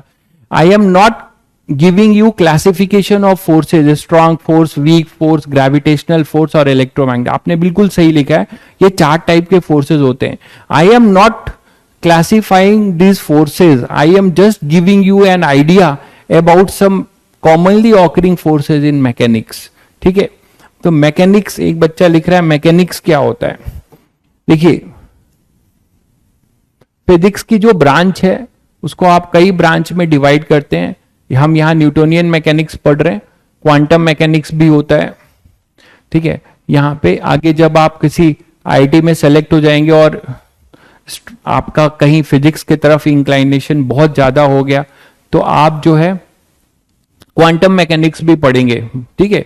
तो this is different thing. Quantum mechanics में न्यूटन्स के लॉ नहीं लगने वाले हैं, चीजें बदलने लगेंगी, थ्योरी ऑफ रिलेटिविटी की बात करेंगे, वो सब की बात नहीं है। तो हम यहाँ न्यूटोनियन मैकेनिक्स पढ़ रहे हैं, ठीक है। तो मैकेनिक्स में आप, ये है आपके ब्रांच ऑफ फिजिक्स है, थर्मोडायनेमिक्स एक ब्रांच है, मैकेनिक्स है। तो इसको, फिजिक्स को कई सारे ब्रांचेस में डिवाइड किया गया है। ऑप्टिक्स है, रे ऑप्टिक्स है, वेव ऑप्टिक्स है, ठीक है। चलिए, तो commonly occurring forces in mechanics आपको पहला सिमिलर कराते हैं। धरती पे आप रहते हैं, आपके ऊपर जब से आप धरती पे आए तब से एक फोर्स हमेशा ही लग रहा है, सभी बच्चे जानते हैं वो क्या है, धरती का पुल। धरती आपके ऊपर एक हमेशा भार लगा रही है, that is pull of gravity, that we call it gravitational force due to earth. इसके बिना तो कोई भी प्रॉब्लम काम नहीं करेगा। Gravitational force due to earth, अगर आप धरती पे रहोगे तो धरती का पुल तो ग्रहण करोगे, धरती आपके ऊपर एक फोर्स तो लगाएगी ना, इसके बिना कहां रहोगे, बिना इसके धरती पे कहां रह पाओगे, ठीक है। आगे बढ़ते हैं। प्रकाश बाबू अभी ब्रांच में ही लटके हुए हैं, लटके रहिए। तो यहां पे gravitational force due to earth, तो यहां पर अब क्या करते हैं, देखिए ये सभी बच्चे जानते हैं, जैसे अपना ये अर्थ है, इसका रेडियस आरी है, ये रेडियस ऑफ अर्थ है मान लीजिए। तो क्या होगा, जैसे अभी आपको मैंने लॉ ऑफ ग्रेविटेशन बताया कि दो बॉडी एक दूसरे पे ग्रेविटेशनल लॉ ऑफ ग्रेविटेशन से पुल लगाती हैं, अट्रैक्टिव फोर्सेस लगाती हैं, पढ़ा था ना आपने अभी। तो मान लीजिए आप सरफेस पे हो, अर्थ के सरफेस पे आप यहां बैठे हो, आपका मास m है, आपका मास m है और अर्थ का मास है me, अर्थ का रेडियस है re, सेंटर से सरफेस तक है ना, सेंटर से सरफेस तक अर्थ का रेडियस है re, ठीक है। तो अब क्या लिख सकते हैं हम यहां पे, क्या लिख सकते हैं बताओ, यहां पे लॉ ऑफ ग्रेविटेशन से कि ये इस पे फोर्स लगाएगा, अर्थ जो है इस पे फोर्स लगाएगा, हालांकि अर्थ पे भी फोर्स लगा रहा होगा आप जो है अर्थ पे भी फोर्स लगा रहे होगे और अर्थ भी आप पे फोर्स लगा रही होगी। तो आप पे अर्थ क्या फोर्स लगा रही है ये आप लिख सकते हो यहां से, that is called gravitational pull. तो आप क्या लिखोगे, force on m due to me, और ये क्या है, force on me due to m। तो force on M due to M E क्या हो जाएगा भाई, लॉ ऑफ ग्रेविटेशन से, force on M due to M E, क्या पढ़ोगे इसे, force on M due to earth, यही तो पढ़ोगे। एट द सरफेस, ये भी ध्यान रखना पड़ेगा, सरफेस पे कहीं और जाओगे तो बदल जाएगा, यही तो फिजिक्स है। सरफेस की बात हो रही है, केवल केवल सरफेस की बात हो रही भाई, क्या लगेगा, जी m1, m1 मतलब आप, m2 मतलब अर्थ, दोनों के बीच का सेपरेशन आर ई स्क्वायर, दोनों के बीच का सेपरेशन आर ई स्क्वायर। बहुत बढ़िया भाई, बहुत बढ़िया।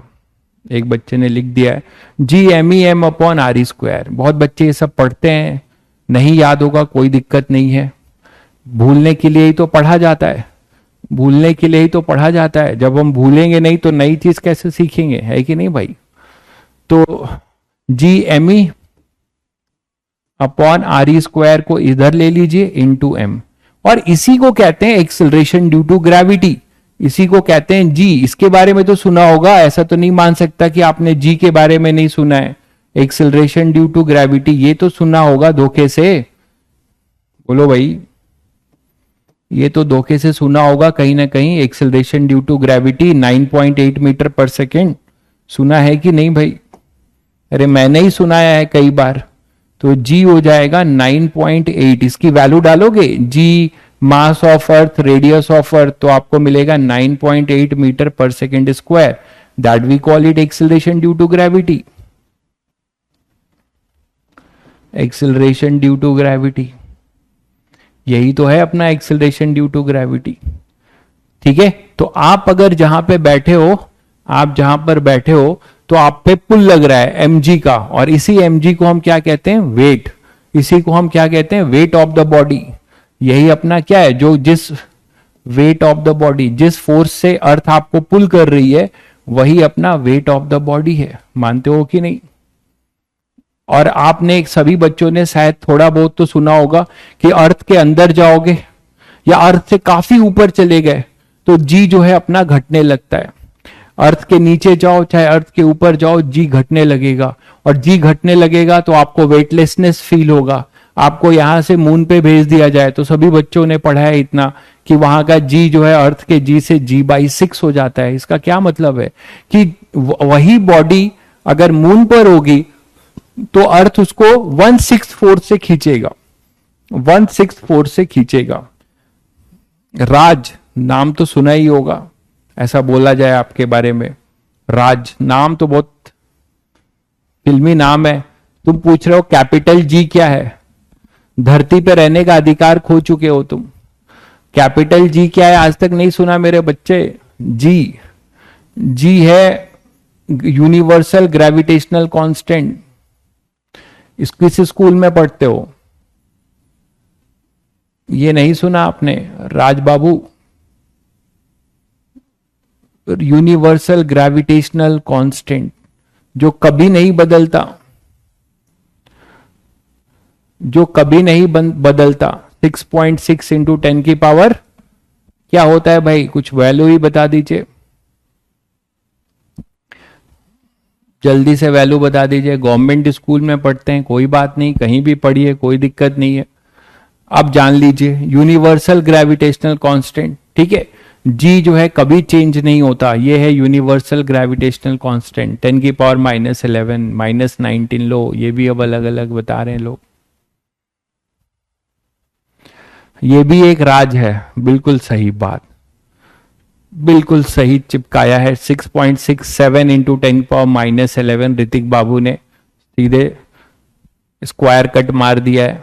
इसकी वैल्यू यहां मैं नहीं लिख रहा हूं क्योंकि इसकी जरूरत अभी है नहीं, ठीक है, बस ऐसे ही पूछ लिया, इन्होंने पूछा तो मैंने बता दिया कि जी यूनिवर्सल ग्रेविटेशनल कांस्टेंट है, कभी भी चेंज नहीं होगा। उसकी बात अभी भूल जाइए, अभी आपको mg पे फोकस करना है। mg तो आपने क्या सीखा कि कोई भी बंदा अगर धरती पे होगा, अर्थ पर होगा, तो अर्थ उसको जिस फोर्स से पुल करेगी वो होगा mg, ठीक है, ये आपने जाना। अब इसके बारे में कुछ जान लीजिए। mg हमेशा कैसा लगता है, ये छोटी छोटी बातें हैं, अगर इन छोटी बातों का ध्यान नहीं देंगे इन छोटी बातों का अगर आप ध्यान नहीं देंगे तो हर क्वेश्चन में गलती करेंगे, ठीक है। चलिए, तो ग्रेविटी के बारे में, ग्रेविटेशनल फोर्स के बारे में ये पहला पॉइंट आपके दिमाग में बिल्कुल बैठा लीजिए, it always acts vertically downward. Earth का पुल है ना, हम अर्थ के सरफेस पे हैं, अर्थ के सरफेस पे हैं, तो अर्थ के सेंटर, अर्थ हमेशा अपने सेंटर की तरफ खींचेगी, तो it always acts vertically downward, ठीक है। तो it always acts vertically downward, ये आपके दिमाग में छप जाना चाहिए। जब भी mg होगा नीचे दिखाएंगे वर्टिकली डाउनवर्ड, नहीं तो free body diagram, free body diagram में लोग mg ही ठीक से नहीं दिखाएंगे तो सब गलत हो जाएगा। तो वर्टिकली डाउनवर्ड, तो अभी आपको वार्म अप तैयार किया जा रहा है इस चैप्टर के अंदर घुसने के लिए। 1-2 लेक्चर में आपको तैयार किया जाएगा कि आप इस चैप्टर में घुस पाए, इसके लिए आपको तैयार किया जा रहा है। It always acts vertically downward, पहली बात। दूसरी बात, ठीक है, कि ये हमेशा जो है वर्टिकली डाउनवर्ड है, अर्थ का पुल है, और ये किसके बराबर होगा? वेट ऑफ द बॉडी के बराबर होगा, ठीक है, वेट ऑफ द बॉडी के बराबर होगा। इंक्लाइंड प्लेन हुआ तो क्या होगा? सब पे आएंगे, अभी एक एक करके पढ़िए पहले धीरे धीरे, ठीक है। तो it always acts vertically downward, ये आपने सीखा। दूसरा important point, it always act at the centre of gravity. जिस बॉडी के जिस पॉइंट पे लगाओगे, मान लो बहुत बड़ी बॉडी है, मान लो आपके पास एक बॉडी है ऐसे, ठीक है, ये एक बॉडी है, इतनी बड़ी बॉडी है। अब mg कहां लगाएं? ठीक है, ठीक है, mg कहां पे लगाएं? बताइए, mg कहां पे लगाएं? हाँ, वेपन ही दे रहा हूं, हर बार वेपन देता हूं, आप वेपन जो है फेंक देते हो, है ना। हर चैप्टर के टाइम में वेपन आपको दे के तैयार करता हूं। कुछ लोग वेपन रखे रहते हैं, चलाना भूल जाते हैं। कुछ लोग वेपन लेते ही नहीं है, वो कहते हैं हम अहिंसावादी हैं, हमें वेपन नहीं चाहिए भाई। तो फिर आपको प्रॉब्लम आपको शहीद कर देगा। तो यहां पे it always acts at the centre of gravity. तो सेंटर ऑफ ग्रेविटी पे का मतलब ये हुआ कि हाँ देखो, ये बहुत बड़ी बॉडी है, तो यहाँ पे छोटे छोटे कई सारे टुकड़ों में इसको अगर डिस्ट्रीब्यूट करोगे तो सब पे क्या लगेगा? यहाँ पे लगेगा dmg, यहाँ पे mg, यहाँ पे mg, सभी पे mg लगेगा। ध्यान से सुनिए, सभी पे mg लगेगा। इस बॉडी को कई सारे छोटे छोटे मासेस में ब्रेक कर दो तो इन सब पे अपना अपना ग्रेविटी लगेगा। तो इन सब का जो रिजल्टेंट होगा वो आप एक पॉइंट पर दिखाते हो। इन सभी dmg फोर्सेस का एक रिजल्टेंट होगा जिसको आप किसी पॉइंट पर दिखाते हो, और वो पॉइंट ही क्या कहलाता है? Centre of gravity. उसी को आप क्या कहते हो? Centre of gravity. तो always remember your all this masses का जो अपने छोटे छोटे मासेस में तुमने जो डिस्ट्रीब्यूट किया है, इन सब का जो कलेक्टिव होगा, आप ये मानेंगे कि ये सारे मासेस यहां पर हैं, ठीक है, और इस पे जो फोर्स लगेगा वो लगेगा mg। तो आप हमेशा जिस पॉइंट पर इसको दिखाएंगे ये क्या कहलाएगा? Centre of gravity. Centre of gravity. कुछ बच्चों ने शायद सुन भी लिया होगा सेंटर ऑफ मास, ठीक है। भाई को मैंगो दिख रहा है, बहुत बढ़िया, दबा के खा रहे हो आम। इस बार तो आम महंगा ही है? भाई को यहाँ पे मैंगो दिख रहा है, दिखना भी चाहिए, मैंगो का सीजन है, ठीक है। तो भाई दबाकर आम खा रहा है लग रहा है, तभी उसको हर समय मैंगो दिख रहा है।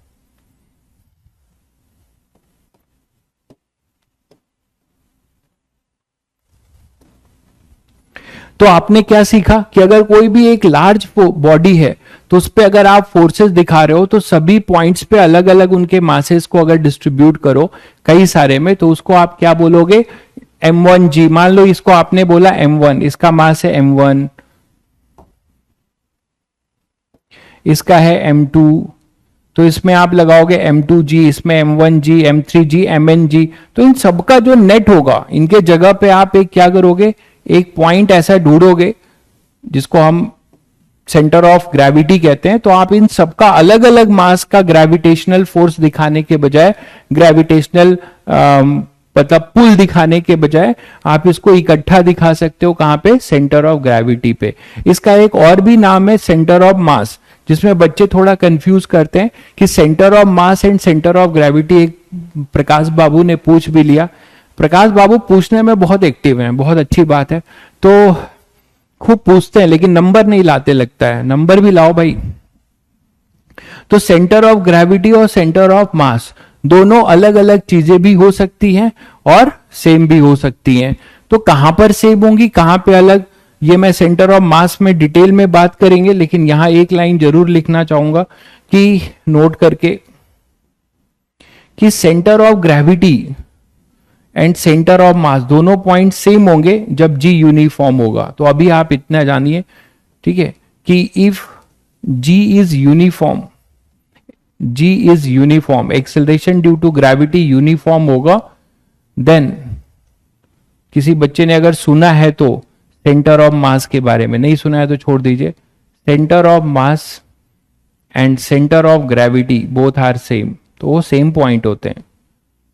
सेंटर ऑफ मास एक इमेजिनरी पॉइंट होता है जहां पे हम ये मानते हैं कि सारा मास कंसंट्रेटेड है। सेंटर ऑफ मास, ठीक है भाई, तुम्हारा नाम कैसे लूं, मैं पढ़ ही नहीं पा रहा हूं। मोहम्मद आरिफ, शायद यही नाम है आपका, सही लिया है मैंने कि नहीं पता नहीं। तो centre of mass and centre of gravity both are same point for you people, क्योंकि ऐसा कहीं आपको नहीं मिलने जा रहा होगा कि आप जी चेंज होने लगा, क्योंकि आप जो भी क्वेश्चंस कर रहे होंगे अर्थ पे कर रहे होंगे। सभी बच्चों को पता है कि अर्थ पे जी हमारा क्या होता है, कांस्टेंट होता है, ठीक है, ठीक है, अर्थ पे जी जो है कांस्टेंट होता है। तो अर्थ पे जब जी कांस्टेंट होता है तो हमारा सेंटर ऑफ मास और सेंटर ऑफ ग्रेविटी दोनों क्या होगा, सेम होगा। तो आप ये ध्यान रखिए कि आपके लिए दोनों सेम होगा, ठीक है। तो आज इतनी सी ही बात हम लोगों ने फोर्स में पढ़ा, तीनों लॉ का स्टेटमेंट पढ़ा और एक बेसिक अर्थ का ग्रेविटेशनल पुल mg पढ़ा, ठीक है, ठीक है।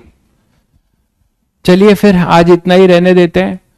बाकी जिन बच्चों का अभी आपको 2 दिन की छुट्टियां मिलेंगी, ध्यान से सुनिए, 2 दिन की आपको छुट्टी मिलेगी, तुरंत भागने के चक्कर में मत रहिए, बाई लिखने लगे। सुन लीजिए, आपको अभी वेंसडे की छुट्टी है और आपका थर्सडे भी छुट्टी है इस वीक। तो आपको इस 2 दिन की छुट्टी में मौज नहीं काटनी है, मौज तो काटिए ही काटिए, मौज तो काटना ही चाहिए। लेकिन आप जो बच्चे, किसी का बैकलॉग बचा है, जो नए बच्चे हैं उनको वो चैप्टर्स वेक्टर या वो सब चीजें, डिफरेंशिएशन, वो सब पढ़ लें। और जिन बच्चों का, जो पुराने बच्चे हैं, उनका अगर कुछ सॉल्व नहीं है, जैसे कोई बच्चा सीट सॉल्व करना चाहता है तो धीरे धीरे स्ट्रगल करके सीट सॉल्व करो, ठीक है। एससी वर्मा बचा है तो वो करो, पीवाईक्यू बचा है तो वो करो, क्योंकि जो चैप्टर खत्म हो रहा है उसके पैरेलल आपको बहुत सारी चीजें कर लेनी चाहिए, जिससे आपका बहुत ज्यादा कॉन्फिडेंस आ जाए। सीट आपको अपलोड करा दिया जाएगा नेक्स्ट सेशन में जब आप आएंगे।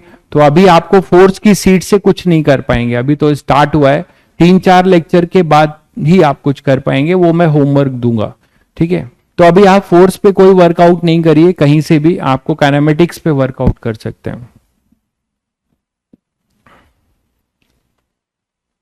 चलिए फिर ठीक है, मिलते हैं फिर, चलिए ओके।